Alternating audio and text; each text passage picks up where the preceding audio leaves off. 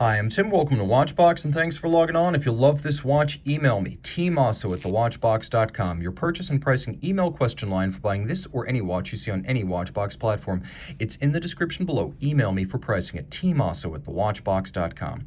Today, we're discussing a model that came out in 2014 and it was built in 2014. 44 millimeters in stainless steel. This is the Breitling Chronomat 44 Airborne 30th Anniversary Special Edition. The timepiece is substantial at 44 millimeters in diameter by 7.2 millimeters thick by a robust 54 millimeters lug-to-lug across the wrist with a 22 millimeter spacing between the lugs. Zoom out a little bit, you can see that this watch has a lot of presence. I would actually recommend it for a wrist of 17 centimeters circumference or larger. I feel like I'm probably on the limit with a 16 centimeter circumference wrist. Could I wear it? Well, from a distance, it doesn't look quite as oversized, but you be the judge. If your wrist is the size of mine, remember, the Watchbox gives you a 7-day right of return to try the watch and decide before you commit. So I recommend 17 centimeters circumference, and also don't think of this as a dress watch. At over 17 millimeters thick, this is a watch that's never going to fit underneath the cuff, but my goodness, plenty of presence, and it is a handsome looking timepiece. This is a watch for big wrists and folks who want a watch in good taste in large size. Hardware and software. Breitling straps always impress me. You get a lot of leather. They're thickly bolstered. They're very substantial. This is an aviator's style calfskin with a contrasting white stitch, stuffing or bolstering to add volume, and then a sheer cut side showing you the layers of leather. On the bottom, it is a really silky calfskin. Just a different color, and as you can see, a brand new Breitling factory strap paired with a Breitling stainless steel factory buckle. Stainless steel like the watch, and you can see that it has an elevated bridge, so this is always a great feature when you have a thick strap. The strap mostly sits inside the buckle rather than stacking up underneath. That's what this elevated bridge allows, a little bit more compact and flush fit to the wrist. You can see that the strap is well integrated, as these little, shall we call them, revetments in the case flank also feature fill bars, and these fill bars help to close the gap between strap and case, resulting in a very coherent look with very little daylight showing between strap and case. And yet, in spite of that, there's no impediment. You can pull the strap straight down. It doesn't want to flare or fight. The case is simple, blended lugs, all of high polish, tops and side. It's a surprisingly sinuous and shapely case for such a brutalist design. It does have quite a few fetching curves. You have the onion style crown, which has been a feature of the Chronomat since the first modern era Chronomat prototypes were issued to the Italian Frecce Tricolore back in 1983, 1 year before the general launch of the reborn Chronomat model. So you get that screw down crown with the onion profile, screw down chronograph pushers, 500-meter water resistance.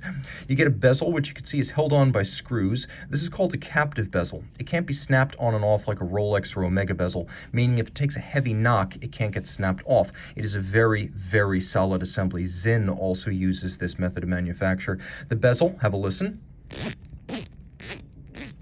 is 120 click and remarkably positive. I mean, really positive, sharp, unidirectional. It can be used as a dive bezel. This can be used as a dive watch. Line it up with the minute hand, and now you've got an impromptu 0 to 60 minute count up timer. You can see these little rider tabs, which are themselves held on by screws. They're there to make it easier to grip the bezel when you might have gloved hands, wet or sweaty hands.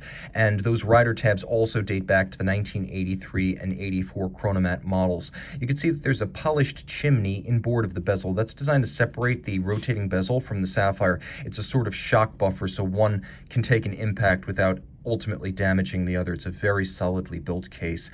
The dial features a tachymeter. Outboard is a Rayhalt. You can see it's calibrated with a tachymetric scale on top, and then there is a 0 to 100 scale inboard. You can see that the watch has a set of tone-on-tone registers on a dial that's best described as light ivory.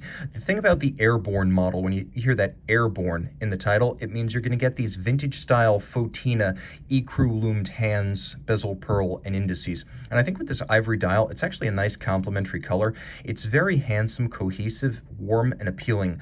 I don't like the Fotina concept, but I do like the look of it in this application. You have tone-on-tone registers, a few splashes of well-chosen red, and then note the registers themselves feature polished inner chapter rings. They are matte black with white-on-black print for easy reading.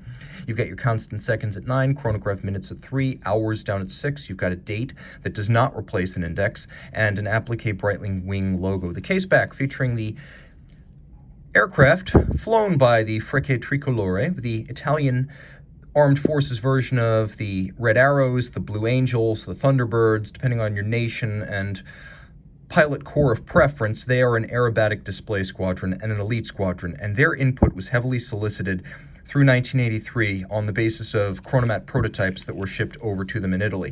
In 1984, based on their input, the new Chronomat launched. Previously, the Chronomat had been a more primitive rotating bezel circular slide rule device that first launched in 1942. It was the first Breitling circular slide rule watch preceding the Navitimer, but that format changed in '84 with the publicly available reborn Chronomat, which was now a heavy-duty pilot's chronograph with more of a dive-style bezel.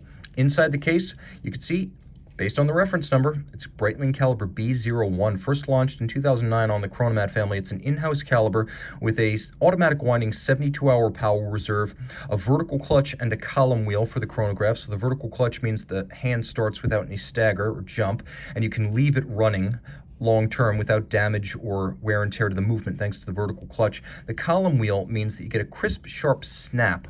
You hear it and you feel it when you actuate the chronograph. It also features a stop seconds function or hacking, a quick set date, 5-position adjustment, and a chronometer certification. So it has all of that going for it. It beats away at 28,800 vibrations per hour while pivoting on 47 joules. And once again, this is a unidirectional rotating bezel, constant seconds, 500-meter water-resistant dive chronograph if you want it to be, or a pilot's watch. It has both modes. Reach out to Tim Mosso at thewatchbox.com for purchase and pricing details. And we're back with the Chronomat B0144 Airborne, and you can see it is robustly loomed.